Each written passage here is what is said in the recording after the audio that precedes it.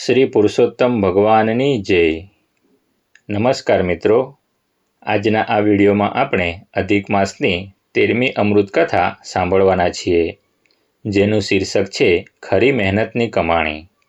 જો તમારે આ પહેલાંની કથાઓ સાંભળવાની બાકી હોય તો તે તમને અમારી ચેનલ ઉપર મળી રહેશે।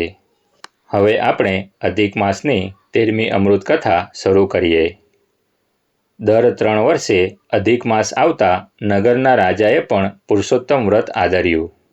નગરના નરનારીઓ પ્રાતઃકાળે ઉઠીને નદીએ સ્નાન કરવા જતા હતા, કાંઠાગોરનું પૂજન કરતા હતા, કાંઠાગોરની વાર્તા સાંભળતા હતા, પુરુષોત્તમ મહાત્મ્ય સાંભળતા હતા। સ્નાન ધ્યાનની સાથે બધા પોતાની શક્તિ મુજબ દાન પણ કરતા હતા। રાજા નદીએ સ્નાન કરી ત્યાં બેઠેલાઓને દાન દક્ષિણા જાતે જ દેતો, પરંતુ એક બ્રાહ્મણ એવો હતો કે તે પુરુષોત્તમ માસના છેલ્લા દિવસે એક સામટી દક્ષિણા લેવા માંગતો હતો। જોતજોતામાં અધિક માસનો અંતિમ દિવસ આવ્યો। આ દિવસે રાજાએ સ્નાન ધ્યાન કરી રોજ કરતાં વધારે પ્રમાણમાં દક્ષિણા આપવા માંડી, દાન દેવા માંડ્યું, અને જ્યારે પેલા હઠીલા બ્રાહ્મણને બધા કરતાં વધારે ધન આપવા માંડ્યું ત્યારે તે ન લેતા બ્રાહ્મણે કહ્યું, હે રાજન, હું હંમેશા સાત્વિક ધન સ્વીકારું છું। આપનું ધન કેવા પ્રકારનું છે તેની મને શી ખબર પડે?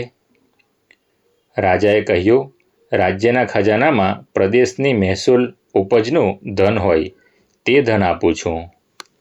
બ્રાહ્મણ બોલ્યો, તેમ છતાં એ ધનમાં કોઈ હરામનું ધન, અનીતિનું ધન ભળી ગયું હોય તેની શું ખબર પડે? રાજાએ કહ્યું, આવું તો મેં આજે પહેલી જ વાર સાંભળ્યું। હા, તો તમારે કેવા પ્રકારનું ધન જોઈએ છે? બ્રાહ્મણ બોલ્યો, અન્નદાતા, હું તો આપના પરિશ્રમનું, આપની ખરી મહેનતની કમાણીનું ધન લઈશ। રાજાને તેની હઠથી અપાર દુઃખ થયું, તેમ છતાં તેને સંતોષ આપવો તે પોતાની ફરજ હતી। તેથી બ્રાહ્મણને કહ્યું, તમારી ઈચ્છા મુજબનું જાત મહેનતનું ધન કાલે સવારે તમને મારા મહેલે આપીશ। દિવસ દરમિયાન પરિશ્રમ કરતાં મારા હાથમાં જે કંઈ રકમ આવશે તે રકમ તમારા માટે જુદી રાખી મૂકીશ। બ્રાહ્મણને આ સાંભળી સંતોષ થયો। રાજા હવે પોતે શું કામ કરવું તેનો વિચાર કરતો મહેલે ગયો, અને હઠીલો બ્રાહ્મણ ખાલી હાથે તેના ઘેર ગયો। તેણે બ્રાહ્મણીને કહ્યું, આજે રાજા મને ઘણું ધન આપતા હતા, પરંતુ મેં તેનો સ્વીકાર કર્યો નથી। મેં તેમની પાસે ખરી મહેનતનું ધન લેવા કહ્યું છે, એટલે તેઓ આજે પરિશ્રમ કરીને જે પૈસા મળશે તે રાખી મૂકશે અને કાલે મને આપશે।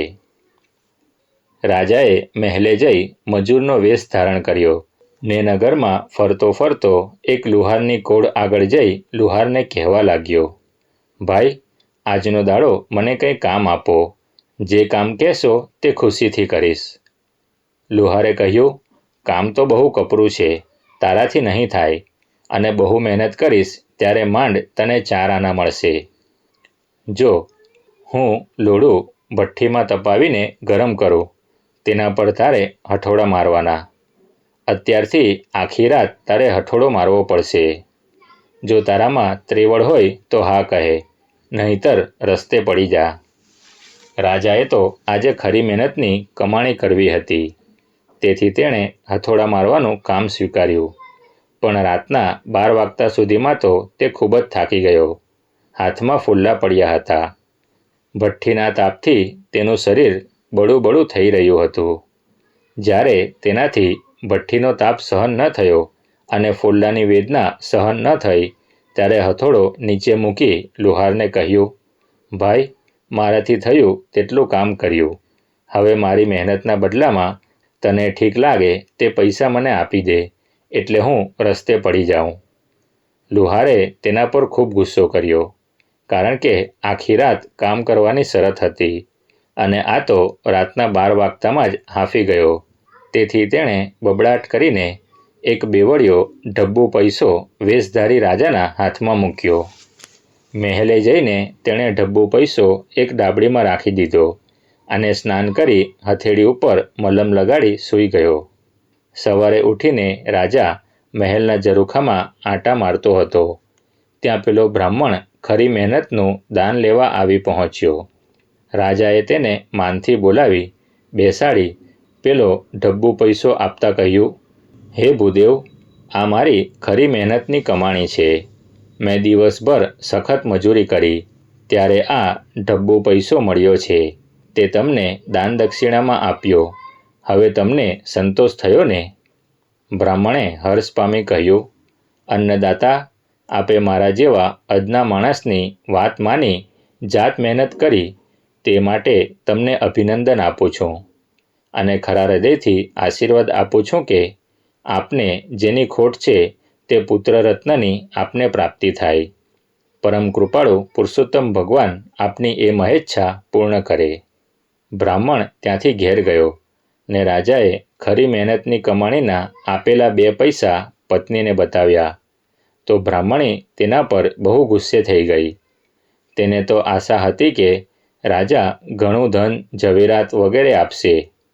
તેણે બ્રાહ્મણને ન કહેવાના વચનો કહ્યા અને બ્રાહ્મણના હાથમાંનો ઢબ્બુ પૈસો લઈને આંગણામાં આવેલા તુલસી ક્યારા તરફ જોરથી ઉછાળી દીધો. ઢબ્બુ ક્યારાની માટીમાં ખૂંપી ગયો.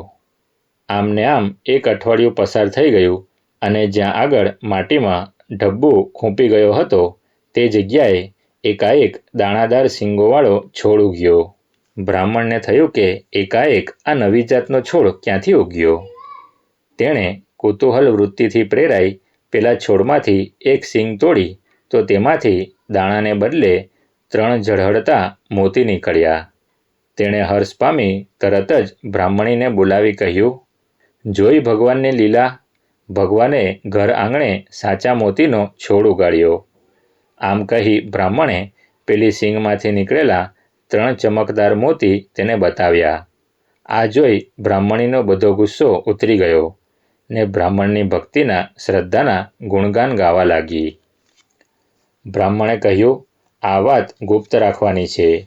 જો કોઈને ખબર પડશે કે આપણા ચોકમાં મોતીનું ઝાડ ઉગ્યું છે તો ભોગ વળી જશે અને તે વાત રાજાને કાને જશે તો પછી રાજા આખો છોડ ઉઠાવી જશે. બ્રાહ્મણી બોલી, મને કંઈ શીખવવા જેવું નથી. હવે તમે નજીકના શહેરમાં કોઈ ઝવેરીને ત્યાં જાઓ અને આ 3 મોતીઓ વેચી આવો. તેના કેટલા રૂપિયા આવે છે તે ઉપરથી આપણે આગળ શું કરવું તે વિચારીશું. બ્રાહ્મણે ઝવેરીને તે 3 મોતી આપ્યા તો ઝવેરીએ દરેક મોતીની કિંમત 500 રૂપિયા આંકી કુલ 1500 રૂપિયા બ્રાહ્મણને ગણી આપ્યા. બ્રાહ્મણી તો રાજીના રેડ થઈ ગઈ હતી. તેણે તો ઘરમાં અનાજની કોઠીઓ ભરી દીધી, બધી સામગ્રી પુષ્કળ પ્રમાણમાં ભરી દીધી ને સોનાના ઘરેણાં પણ ઘડાવીને પહેરવા માંડ્યા. ગામના લોકો આશ્ચર્યમાં પડી ગયા કે નિર્ધન બ્રાહ્મણ એકાએક માલદાર ક્યાંથી થઈ ગયો.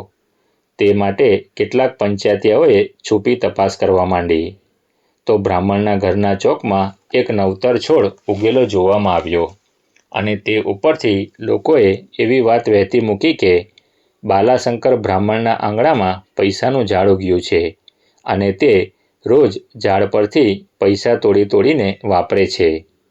વાત વહેતી વહેતી રાજદરબારમાં પ્રધાનને કાને ગઈ. તેણે રાજાને કહ્યું કે ગામના બાલાશંકર બ્રાહ્મણના ઘરના ચોકમાં પૈસાનું ઝાડ ઉગ્યું છે. રાજાએ પ્રધાનને હુકમ કર્યો, તમે જાતે જ ત્યાં જઈને એ પૈસાનું ઝાડ લઈ આવો. આપણે તેને રાજબાગમાં રોપીશું, પરંતુ બળજબરી કરીને લાવશો નહીં. પ્રજાને પીડવાનો આપણો ધર્મ નથી. બ્રાહ્મણ ઘરના ચોકમાં માળા ફેરવતો બેઠો હતો. ત્યાં પ્રધાનજી આવીને બોલ્યા, બાલાશંકર તમારું નામ? બ્રાહ્મણે કહ્યું, હા, હું છું. કામ સેવા ફરમાવો. પ્રધાન બોલ્યો, ગામમાં વાતો થઈ છે કે તમારા ઘરના ચોકમાં પૈસાનું ઝાડ છે, તો તે ક્યાં છે? બ્રાહ્મણે સિંગવાળો છોડ બતાવી કહ્યું, પ્રધાનજી, આ છોડ મોતીનો છોડ છે. જે સિંગો દેખાય છે તેમાં દાણા નહીં પણ મોતી છે. પ્રધાને પૂછ્યું, આ છોડ તમને ક્યાંથી મળ્યો? બ્રાહ્મણે કહ્યું, આપણા રાજાએ જાત મહેનત કરીને મેળવેલો ઢબ્બુ પૈસો મને દાનમાં આપ્યો. તેને મેં અહીં માટીમાં નાખ્યો હતો અને તેમાંથી આ છોડ ઉત્પન્ન થયો છે. આ મારી શ્રદ્ધાનું ફળ છે. પ્રધાન બોલ્યો, એ છોડ હું લઈ જાઉં છું. તેના પર રાજાનો અધિકાર છે. રાજ્યની જમીનમાંથી મળતું ધન કે ઝવેરાત રાજાની માલિકીના ગણાય છે.